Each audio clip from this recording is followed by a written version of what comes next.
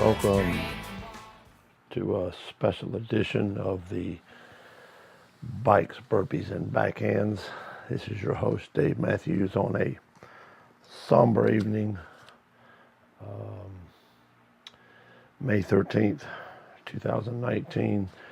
Just received word a couple of nights ago. One of my dear good friends in tennis,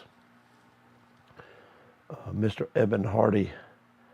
I don't know much of the details yet, but passed away.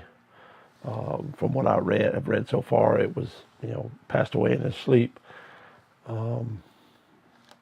My prayers and condolences go out to Mimi, his wife, and family, daughters.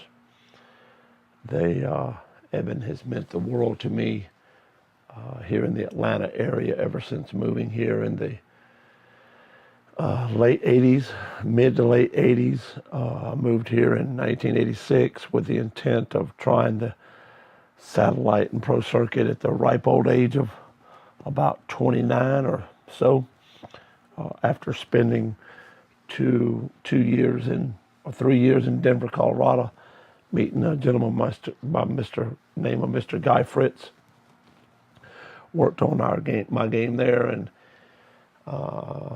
did a lot of tennis playing on the money circuit out there in the Intermountain region. Moved here.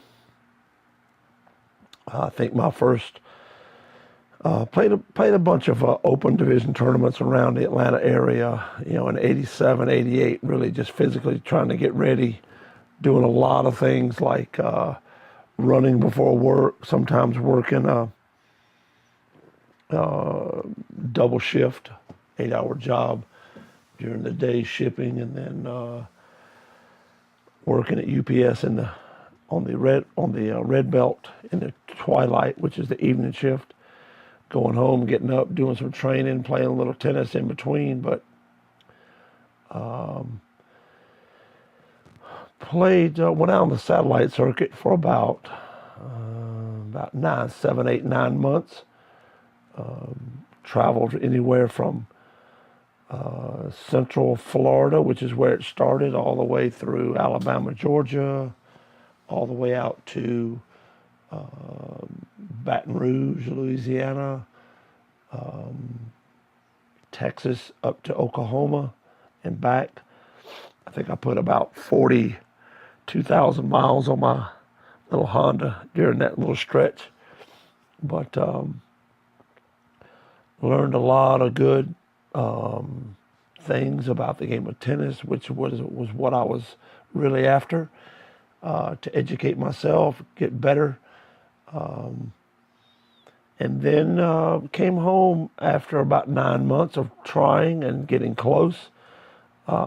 Different circumstances back then than there is now, but that's neither good or bad. It's just the way it was. And came home and played the 30 National Clay Courts, which was the first year. That was in 1989, the first year that they had the 30 Nationals on the USTA circuit. Up until then, it was pretty much 35s was the youngest they went. So they dropped it down to the 30s, and I came home at the end of July, and I think the 30 Nationals was in August, and played, had only intended to play singles. Didn't really know many people around the Atlanta area other than just playing some tournaments and stuff like that, and got to playing and teamed up with a doubles partner there named Mike Federley from Palm Desert, and we happened to win the doubles in that tournament, and that kind of kicked me off on the USTA national scene, especially in the 30s. I think that year I was ranked, 7 in the country, and worked on my game and kept working on it with players around Atlanta, and didn't know it at the time, but Eben had seen me play there, and I think I later that next year, I believe I started playing the ASI Atlanta Senior Invitational, which back then was at the Northside Athletic Club, and about, I don't know, 4 or 5 years later, moved to Cherokee Town Club. And Eben was always on the committees of, the tournament committees, who to draw in, those top players. I knew Eben from around a lot of the tournaments and things like that. I played him several times. Always a fierce competitor. And then in '95, I was headed into the Atlanta Senior Invitational, ranked, I think I was ranked at that time 2 in the country in the 35s division. And Eben came up to me and said, I know the USTA has always taken the top 2 players of the age division, but they don't think that you're a clay court player. And I said, well, I can understand that. And he said, so I think for you to be on the Italia Cup team next year, you're going to need to win this tournament. And I looked at Eben, and Eben knew me quite well by then, that if you pointed me into a direction of motivation and a straightforward path to get where I wanted to go, sometimes not too much was going to stop me from getting there. And sure enough, I went and won the Atlanta Senior Invitational 35s that year. I don't think I dropped a set, but I'm not sure. But I still have a picture of me and Eben. He presented the trophy there. And that really started a long, probably 10, 12 year, Eben being the captains of a lot of the Southern Senior Cup teams. We would go to sometimes Tucson and sometimes Kiowa Island up in South Carolina, play team events for the Southern section. And Eben would, I think he most of the time spearheaded just his age division, which is, we were the same age, and always had a great time. Me, Paul Groth, I think Horace Reed, Rob Castori, Miss Hill Griffin, Nehemiah Atkinson. Oh my gosh, just a whole host of great people, not only just players, but people heading to these tournaments, and a chance to always learn, from each other and being around players. Eben always had the knack to try to get together a good host of players, 4 or 5 players on each age division team. We were in Kiowa one year, and me and Paul Groth were playing a team, I think out of the Midwest region, I think, and Eben was sitting on a chair, like one of those fold-out lawn chairs behind the court. We'd already played the singles. I can't remember if we had locked up the team win for that round or not, but Eben was laying out on this lawn chair, drinking him some Gatorade or a beer or something, and Paul comes back, and I look at Paul, and he's serving, and I said, what are you going to do? He says, I'm going to kick it out wide. I said, okay. So I go to the net, and the guy lobs the ball up, and I go back and pound this overhead for a winner, and I come back and said, what are you going to do with this one? I'm going to slide it out wide to his backhand. I said, okay. And the guy went back and lobbed it up.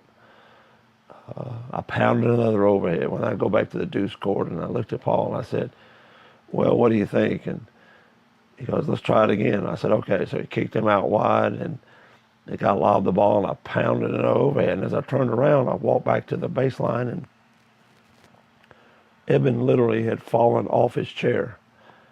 Looked like he had spit up his Gatorade, but in a unbelievable, laugh that only Eben could do, and kind of quiet, keeping it under the radar so other people weren't disturbed. And I walked back to the fence, and I looked at Eben, and I said, "Eben, you're the captain. What are you doing?" He goes, "I'll tell you when you get off the court." I said, "Okay." So we go out and we continue playing, and I think we wound up winning and came off the court. And Eben said, "You didn't really notice it," but he said, "but the funniest thing I'd ever seen," he says, "Paul hit that serve, and literally when the ball left the other guy's racket and went up for an overhead, Paul literally turned his back and started walking to the back fence. And he looked at me and with a big smile, and as you pounded that overhead for another winner, and unbeknownst to you, you basically playing the whole court by yourself because Paul was on the fence picking up the next ball." And I just looked at him and I said, "Well, I guess he's confident in what I'm doing." He said, "No, he understood you were on a roll, and if they kept lobbing, it was on a bad roll for them." And we all just chuckled. And from that day forward, we all, me, Paul, and Evan, always, when we see each other, we always said, "What's going on, Bubba?" Because for all three of us, all we knew how to do when we played was compete hard and just play Bubba ball, just pound the ball. And think about it later, but pound the ball. And so I will be missing my Bubba around at tournaments. I don't play so much anymore. Maybe I'll get back into it. But I will for sure be missing my Bubba. I'm sure Paul Groth will echo my sentiments. Another nice story, but Eben was one of the leaders in the ASI Senior Invitational every year, getting people to come play and housing people when he could, and just unbelievable gentleman. The other side of Eben was, for a long period of time, he was the, president of the Georgia Tennis Foundation. And I guess that would be back in around 2000. They needed somebody. I guess they were trying to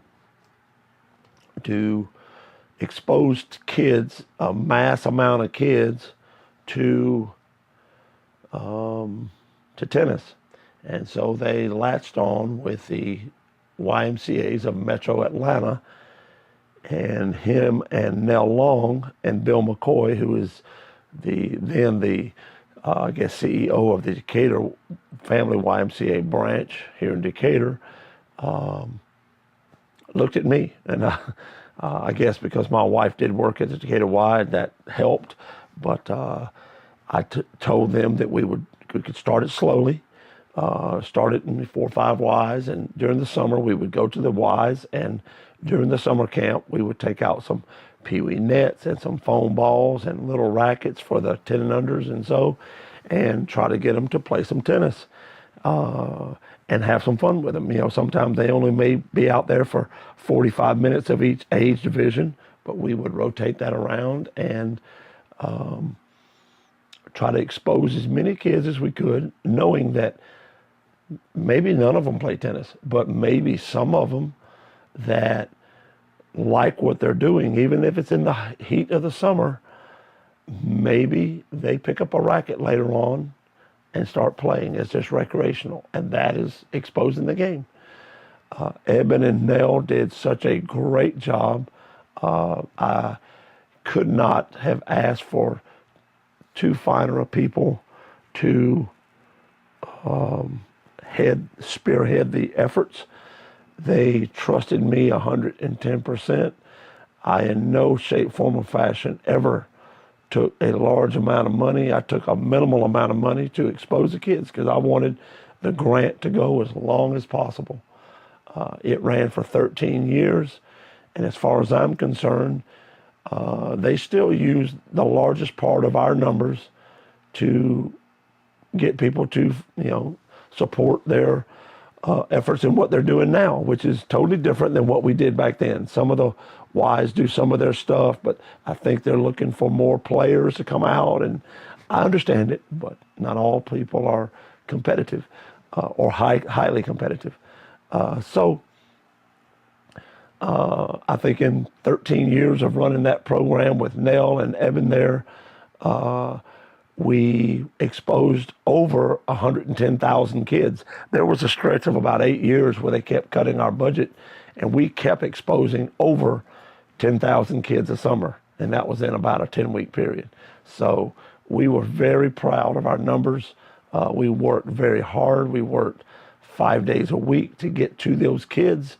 And sometimes we would expose 300 and 400 kids in 3 hours.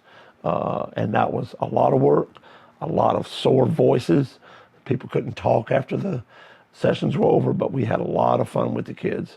And that, to me, was one of the best programs I'd ever been associated with. And I was sure glad Eben was there to witness it with us. Last but not least, if you haven't, on my YouTube channel, which is Bike Friendly ATL, I have my Hall of Fame induction speech.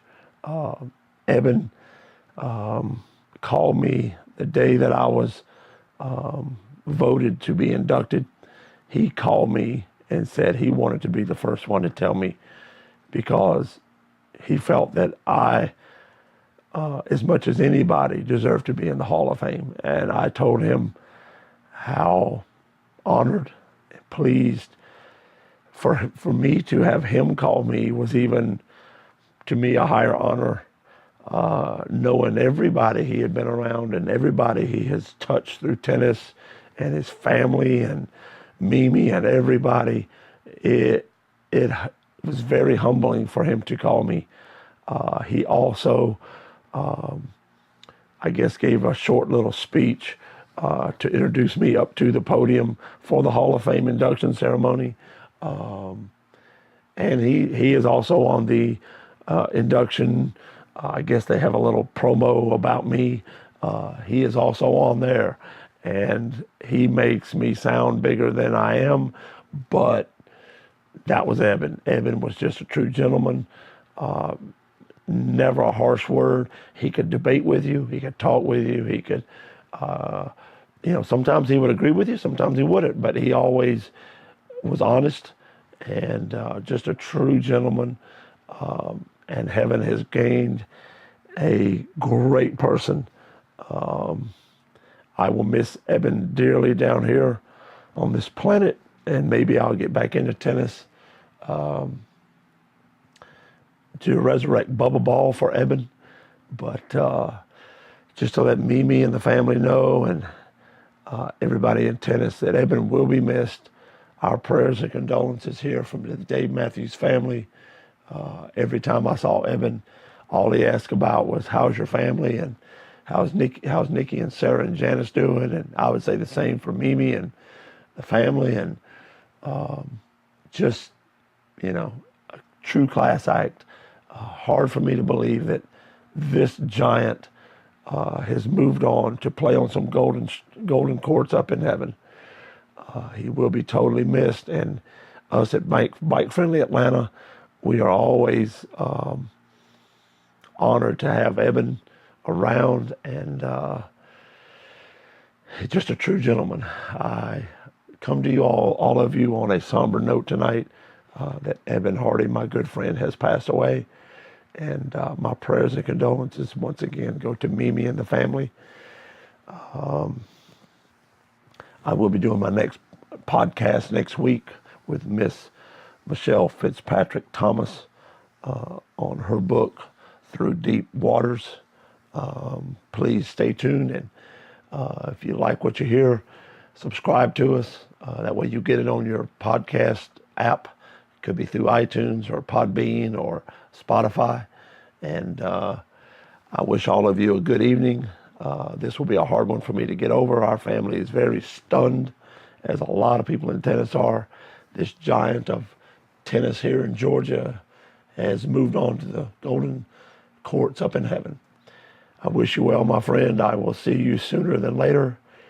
And maybe I'll get you on a bike up there and we can chat and play some tennis. Take care, everybody. Signing off from bikes, burpees, and backhands.